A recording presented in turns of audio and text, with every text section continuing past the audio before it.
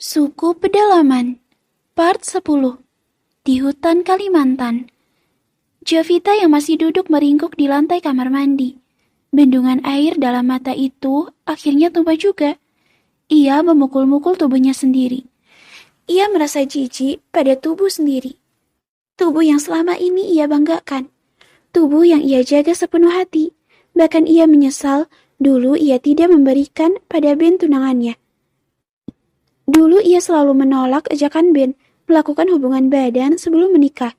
Tapi kali ini, ia merasa menyesal kenapa tidak memberikannya saja pada orang yang ia cintai. Saat ini, ia merasa dirinya sangat kotor dan tidak pantas untuk tunangannya. Merasa kotor dan hina karena sudah dinodai seorang lelaki jahat. Ia menggosok-gosok tubuhnya dengan kasar, seolah-olah ia merasa ada banyak kotoran yang menempel di tubuhnya. Sesekali, ia mencakar tubuh sendiri dengan tangisan. Aku benci diriku. Aku sangat menjijikkan. Aku hina. Jovita terus memukul-mukul tubuhnya. Leon menyandarkan tubuhnya di pintu kamar mandi, dan tangannya melipat di dada. Ia menonton Jovita memukuli dirinya sendiri. Setelah sekian lama berdiri di sana, puas melihat Jovita menyakiti dirinya. Lalu ia berkata tanpa merasa bersalah. Kalau kau sudah puas memukuli dirimu, kau boleh keluar dari sana. Ucapnya melempar handuk. Dasar iblis. Ujar Jovita dengan hati terasa dibakar. Menatap Leon dengan mata dendam membara. Leon hanya menatap sekilas dan membelakangi Jovita lagi. Menghiraukannya, wanita cantik itu meratapi nasib. Leon menatap wajahnya di pantulan kaca di kamar mandi, melihat kedua sisi pipinya di pantulan kaca, dan jambang-jambang halus mulai tumbuh di dagu. Ia tidak menghiraukan wanita yang menatapnya penuh dendam. Ia memang iblis berwajah tampan. Jovita hanya menatap dari belakang. Ia menghayal memukul tubuh lelaki itu dari belakang hingga pingsan. Bahkan ia merasa senang saat membayangkan lelaki itu jatuh dan ia bisa bebas. Apa menghayalnya sudah selesai? Apa kamu masih kurang lama untuk pamer tubuhmu? Kata Leon menatapnya dengan santai. Jovita mengerang seperti anjing betina. Ia sangat kesal melihat lelaki itu bersikap seperti itu. Baru saja ia berdiri dan meraih handuk yang diberikan lelaki itu. Au, sakit. Ia merasa perih, bahkan sangat perih di bagian intiknya. Tapi ia menahan diri. Tidak ingin lelaki itu melihatnya merintih lagi. Tiba-tiba, tangan kekar lelaki itu menyeret lengannya, membawanya dari kamar mandi. Itu baju untuk kamu pakai. Pakai apa yang ada, daripada tubuhmu terpampang lagi. Ujar Leon datar, melemparkan baju kaos miliknya. Tapi kali ini bahkan lebih pendek dari kemeja yang diberikan tadi pagi. Satu milik lelaki lagi, tanpa pengaman bagian dada. Jovita hanya bisa menutup mata dan menarik nafas panjang. Ia berharap lebih baik datang petir, lalu menyambar tubuhnya sampai mati. Daripada ia harus memamerkan sebagian aset pribadinya pada lelaki jahat itu. Kenapa? Kamu mau protes? Kalau kamu tidak suka, ada dua pilihan. Kamu boleh memakainya, atau kamu melepaskannya. Ujar Leon melihat Jovita keberatan. Tidak ada pilihan. Ia memakainya. Pahanya yang mulus kini dipamerkan untuk Leon lagi. Baiklah Hara, pakai saja. Ucap Jovita membatin, menarik napas berat. Kita di mana? Boleh aku tahu aku di mana? Tanya Jovita setelah ia duduk tenang. Apa itu penting kamu di mana? Iya, itu penting bagiku. Kamu di tengah hutan. Hutan? Iya, di hutan pedalaman Kalimantan. Hah? Kok bisa? Aku dari Jakarta, kenapa bisa tiba-tiba di Kalimantan? Leon diam, membiarkan Jovita menyelesaikan pikiran bingungnya. Jovita melihat Leon sibuk dengan laptopnya. Jovita berjalan, ingin melihat rumah yang ditinggali lelaki misterius itu.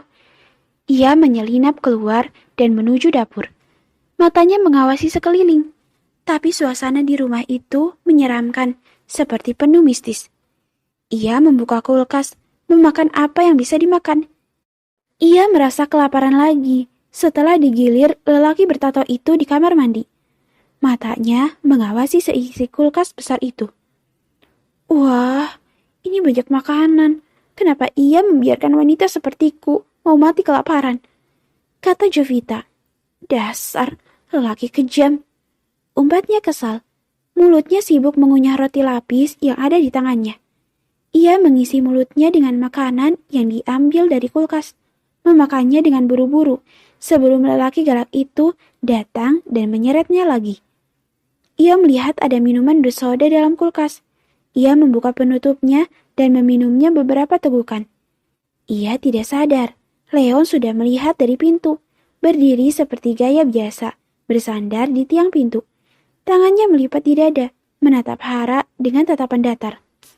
Saat Hara membalikkan tubuhnya, lelaki itu menatapnya dengan tatapan sinis.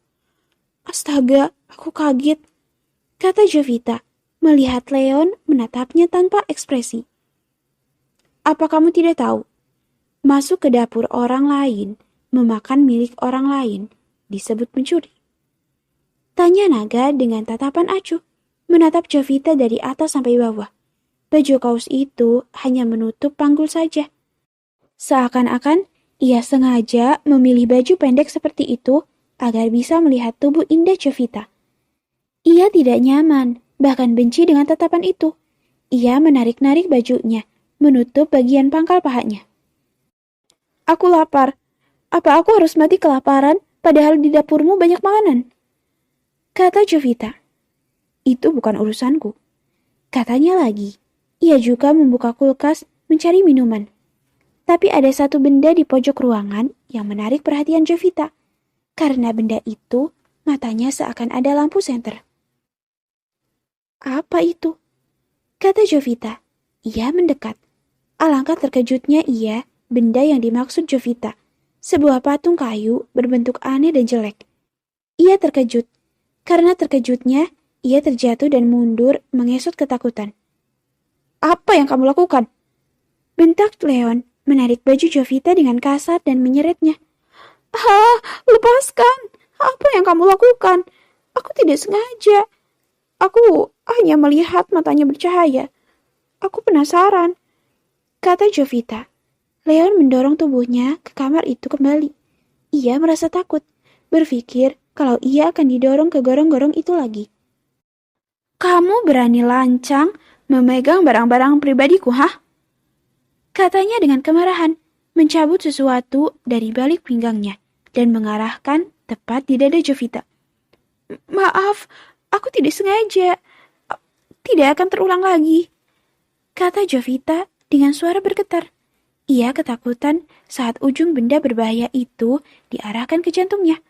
Nafas Jovita terengah-engah saat ujung pistol itu tepat di dadanya. Dengar.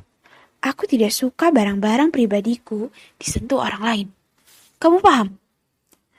Iya, aku mengerti. Jawab Jovita gemetaran. Leon sangat marah saat Jovita kaget dan terkejut di depan patung kayu di pojokan rumahnya. Patung yang diyakini patung keramat bagi suku pedalaman di Kalimantan.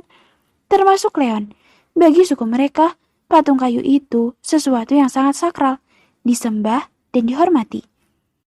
Patung Dayak Maanyan, patung dari ukiran kayu yang diyakini punya roh leluhur, bersemayam di dalam patung. Hal itu juga yang dilakukan Leon Wardana. Ia meletakkan patung Maanyan di pojokan rumahnya, yang ia yakini dewa penjaga.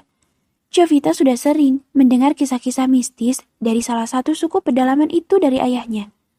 Tetapi, ia belum pernah melihat secara langsung bagaimana bentuk dan wajahnya. Tetapi secara tidak sengaja, Jovita melihat patung kayu yang berwajah jelek itu.